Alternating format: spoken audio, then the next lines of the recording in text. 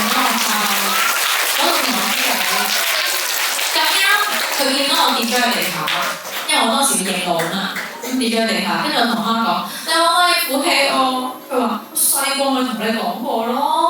如果我一早就扶起你嘅話，當時細個點解要同你咁講？佢講咩咧？話俾方面啊，由今日開始你睇唔到，即係我8歲嗰陣時開始睇唔到。你咧再唔會有人縱你、遷就你、幫你㗎啦。以後你乜嘢都要靠自己。如果你起身嘅時候咧，你中意咧唔用隻手跟住衝向前面咧，咁你撞到係你嘅事。你如果再喊嘅話咧，媽咪會打你手眼。到今日為止，我仍然同你講緊呢一句，就係如果你跌低麻煩，你自己企起身。如果你唔企起身，唔好意思。如果我都唔喺度，邊個幫你？所以你一定要學習自己去堅強企起身。仲記得有一次咧，我喺學校咧同小朋友玩啊，睇唔到之後仲同小朋友玩啲捉伊人咧，跟住一嘢就撞埋去嗰個石角嗰度，跟住個鼻咧就流鼻血啦，跟住就送咗去醫院。跟住當時我知我媽咪係咩意思，佢當時咧姑娘又話俾我聽：你做咩搞到媽咪喊啊？原來我媽咪其實係想我自己學堅強。如果佢永遠我哋都要人幫嘅話，冇人幫嘅時候點算？咁所以其實嗰一下我媽咪要喊，因為我一路亂針嗰3針，一路滴眼淚，但係我唔敢喊，因為我知道佢係咩意思。所以去到澳洲，我叫佢扶佢我嘅時候，佢提翻我就記得我唔好再要佢咁做，因為我要靠我自己企翻起身。所以呢一次係我其中一次跌嘅經歷。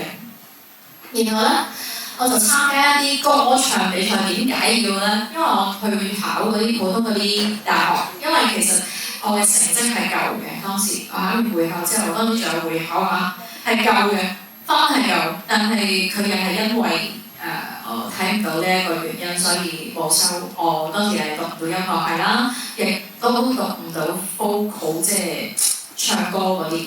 咁於是咧，我老師同我講唔緊要。我唱歌老師同我講，我哋就去參加啲全港性嘅比賽。我第一次參賽就係同阿康哥哥一齊去玩咩？唱咗隻叫《Crying in the Rain》。我哋參加咗一個全港青年民歌比賽。咁當時係唱咗呢一首《多麼度》。其實咧，而家咧，你彈得翻㗎？彈得翻。一句啦嚇。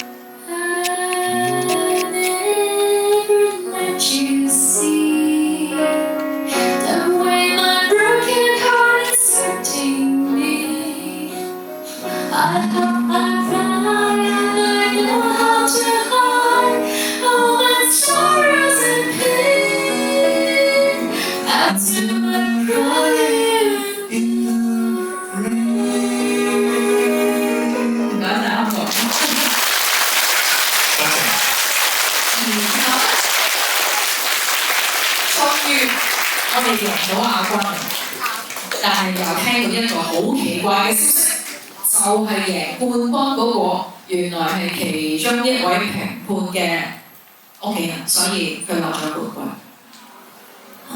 我咪覺得死啦，比賽都唔公平嘅。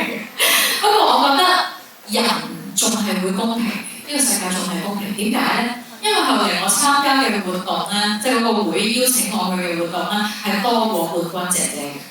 所以證明咗呢個世界好公平嘅，小朋友，你哋唔使擔心啊！